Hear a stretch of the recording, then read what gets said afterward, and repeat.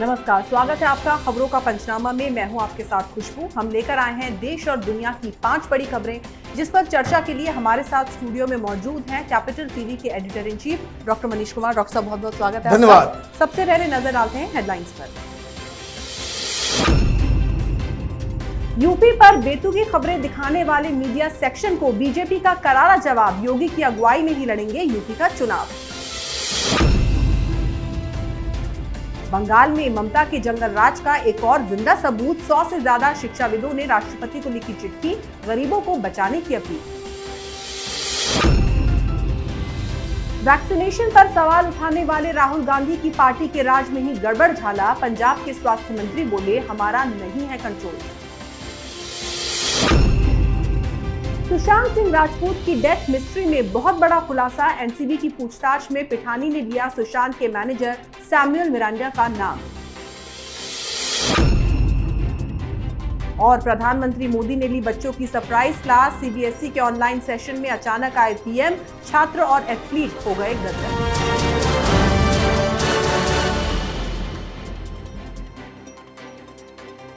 सबसे पहले बात यूपी की राजनीति को लेकर। मीडिया के कुछ सेक्शन में पिछले कई दिनों से यूपी और योगी को लेकर अनाप शनाप खबरें चल रही थी।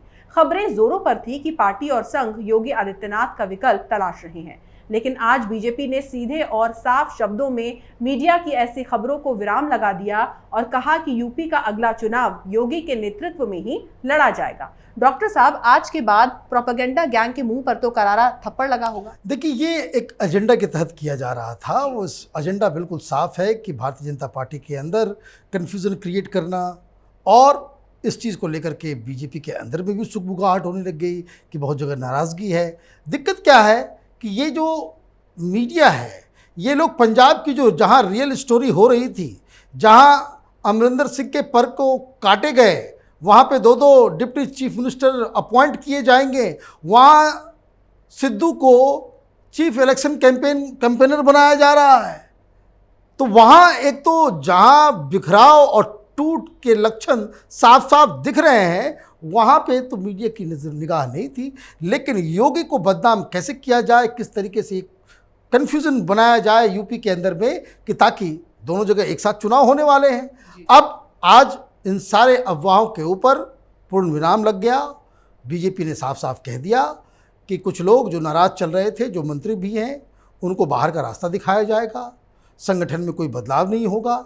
मुख्यमंत्री योगी जी ही रहेंगे, अगला मुख्यमंत्री भी योगी जी ही रहेंगे। और तो और जो कुछ विधायक इधर उधर बयानबाजी कर रहे थे, उनको टिकट नहीं दिया जाएगा। ये भारतीय जनता पार्टी ने फैसला कर लिया है। जी, अब बात करेंगे बंगाल के जंगल राज की। ममता बनर्जी के शासन में चल रही गुंडागर्दी को लेकर अब देश भर के 100 से ज्यादा शिक्षाविद इकट्ठा हो गए हैं।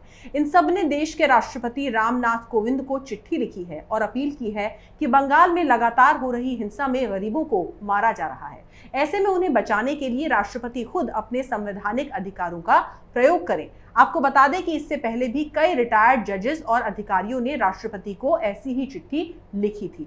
डॉक्टर साहब, बंगाल में एक तरफ हिंसा चरम पर है और दूसरी तरफ ममता बनर्जी ने आईएएस के मामले में पूरे देश को उलझा रखा है। देखिए, वहाँ बंगाल में जो कुछ हो रहा है वो अनप्रेसिडेंटेड है। आज़ाद भारत में ऐसा कभी नहीं हुआ कि जीतने वाली पार्टी ने विपक्षी दल के कार्यकर्ता, नेता, उनके परिवार वाले, उनकी पत्नी, उनकी बेटियों के साथ जो व्यवहार वहाँ पे हो रहा है, लोग पलायन करने को मजबूर हैं। ऐसा लग रहा है कि बंगाल हिंदुस्तान का हिस्सा नहीं बल्कि पाकिस्तान का हिस्सा बन गया हो। और ये सब के सब में जो खबरें आ रही हैं वो ये हो रहा है, ये सब धर्म के आधार पे हो रहा है। तो एक बहुत बड़ी दिक्कत है। दूसरी तरफ ममता बनर्जी इन सब के ऊपर पर्दा डालने के लिए वो अल्पन बंदोपाध्याय का इस्तेमाल कर रही हैं। अल्पन बंदोपाध्याय ने चिट्ठी लिखी है कि भाई, हमने तो प्रधानमंत्री का अपमान नहीं किया, मैं कुछ भी नहीं किया, मैं क्या कर सकता था, मैं तो अपने चीफ मिनिस्टर के आदेशों का पालन कर रहा था। तो कई सारी चीज़ें हो रही हैं, लेकिन इसमें होना कुछ नहीं है। सरकार को सुप्रीम कोर्ट के फैसले का इंतज़ार है। अगर सुप्रीम कोर्ट ये कहती है कि भाई वहाँ पे संविधान वो क्रम्बल डाउन कर गया है, वहाँ पे लॉ एंड ऑर्डर का सिचुएशन जो है आर्टिकल 356 के लायक हो गया है, तो फिर सरकार एक्शन मिलेगी।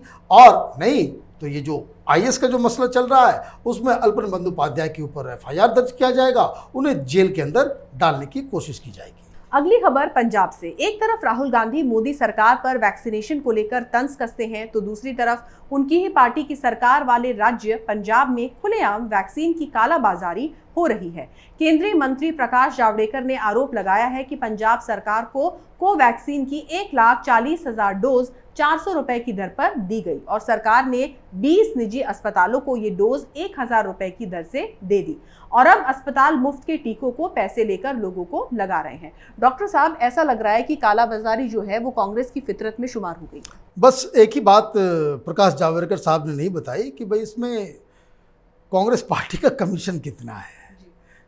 कांग्रेस पार्टी का ये ढर्रा है और अभी जो राजनीति चल रही है वो राजनीति इस बात पे ही केंद्रित है राहुल गांधी की कि इस देश के अंदर में ज़्यादा से ज़्यादा लाशें गिर जाए, वैक्सीन की किल्लत ऐसी हो जाए कि जिसमें लोग प्रधानमंत्री मोदी बीजेपी को गालियां देना शुरू कर दें, असंतोष की भावना पैदा करके अपना नंबर बढ़ाने का ये जो षड्यंत्र, ये जो साजिश रची जा रही है विपक्ष के द्वारा, इसका पर्दाफाश अपने आप होगा। वो अपने आप इसलिए होगा कि आप सच को छुपा सकते नहीं। राजस्थान में हर जगह से खबरें आ रही है, वहाँ कोई डस्टबिन में डाल दिया है, तो कोई कुएं में डाल दिया है, तो कहीं छिपा करके रखा हुआ है, कहीं आधी बोतल है, कहीं पूरी की पूरी नहीं, पूरी खेप है। टेलीविजन चैनल पे देखिए इस तरह की रिपोर्टें आ रही हैं।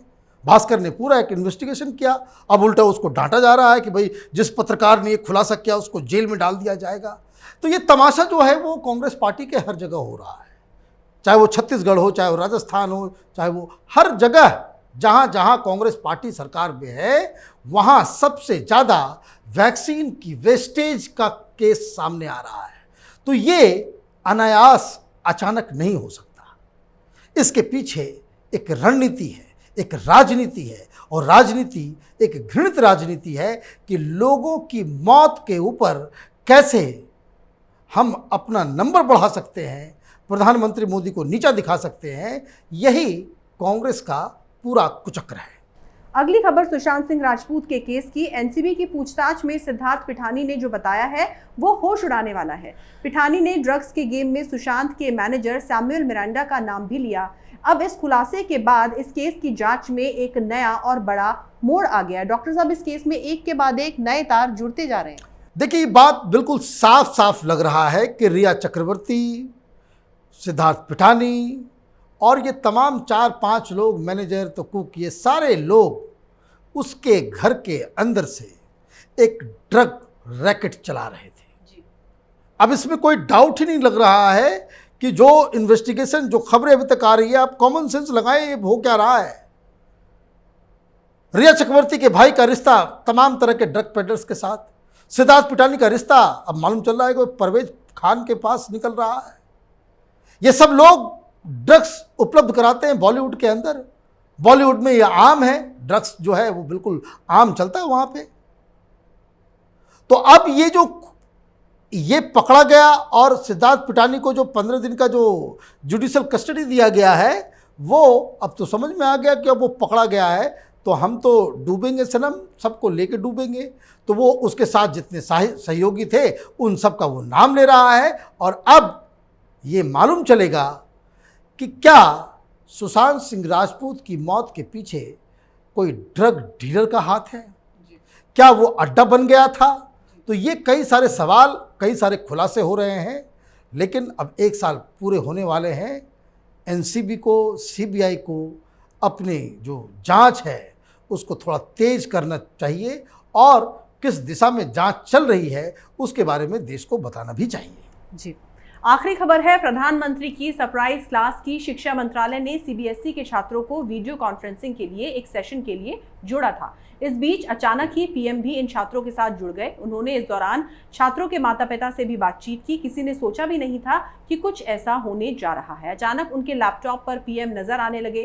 पीएम ने इस दौरान बच्चों और अभिभावकों से स्वस्थ रहने की अपील की। डॉक्टर साहब, मोदी की ये जो सरप्राइज क्लास थी ये बहुतों को तो चुभ गई होगी। चुभ इसलिए रही है कि प्रधानमंत्री इस जो पिछले जो सेकेंड वेव की वजह से जो अव्यवस्था हुई इस देश में, उसमें प्रधानमंत्री के इमेज को डेंट तो पहुंचा है। ये इसमें कोई माने छुपी हुई बात नहीं है, ये एक हकीकत है कि प्रधानमंत्री मोदी के पर्सनल करिश्मे के ऊपर जब लोग बहुत ज़्यादा विपत्ति में थे, जब लोग डर रहे थे ऑक्सीजन के लिए, सारी चीज़ों के लिए, हर परिवार में कुछ न कुछ अनहोनी हो रहा था, उस समय प्रधानमंत्री मोदी के इमेज के ऊपर बहुत बड़ा झटका लगा है। अब मुझे ये लगता है कि प्रधानमंत्री इज़ बाउंसिंग बैक। जैसे जैसे सिचुएशन जो है वो अब एक्शन में तो उस दौरान भी थे, तो जिस तरीके से उन्होंने कंट्रोल किया चीज़ों को, now he is coming up, वो अब जनता में आ रहे हैं और लगातार आ रहे हैं। तो ये मुझे लग रहा है कि ऐसा लग रहा है, होना चाहिए कि प्रधानमंत्री की इस तरह के अपीयरेंस से एक बात से तो सुनिश्चित हो सकते हैं हम लोग कि चीज़ें अब बेहतर हो चुकी हैं, एक बात। दूसरी बात, प्रधानमंत्री मोदी की राजनीति भी निराली है। अब ये देखिए, ये सारे लोग, ये जो 12th का एग्ज़ाम हुआ, ये फैसला HRD के लेवल पे हो सकता था, लेकिन ये फैसला प्रधानमंत्री मोदी ने खुद लिया। वहाँ खुद मीटिंग बुला करके उन्होंने कहा कि भाई ये स्वास्थ्य जो है बच्चों का ज़्यादा इम्पॉर्टेंट है, और जिस तरीके से ये सारे लोग खुश हो गए, परिवार वाले भी खुश हो गए, तो वो एक इमेज बनता है कि भाई प्रधानमंत्री कितने ज़्यादा कंसर्न है उनके बच्चों को लेकर के। लेकिन साथ ही साथ ये भी आपको समझना चाहिए कि ये सारे बच्चे जो 12th में भी पढ़ रहे हैं, 2024 में फर्स्ट टाइम वोटर होंगे, पहली बार लोकसभा में वो चुनाव में वोट भी डालेंगे। तो ये सारी मैनेजमेंट का एक हिस्सा है, क्योंकि प्रधानमंत्री मोदी की इमेज को एक डेंट पहुंचा है। तो अभी आने वाले दिनों में आप देखेंगे कि प्रधानमंत्री Modi out of the box जाकर के कई सारे इस तरह के सरप्राइज देने वाले हैं। जी डॉक्टर साहब, बहुत बहुत शुक्रिया इस तमाम जानकारी के लिए। धन्यवाद। खबरों का पंचनामा में आज के लिए बस इतना ही। देश विदेश की बाकी खबरों के लिए आप देखते रहिए कैपिटल टीवी। हमें लाइक करें, शेयर करें और कैपिटल टीवी को सब्सक्राइब करें। नमस्कार।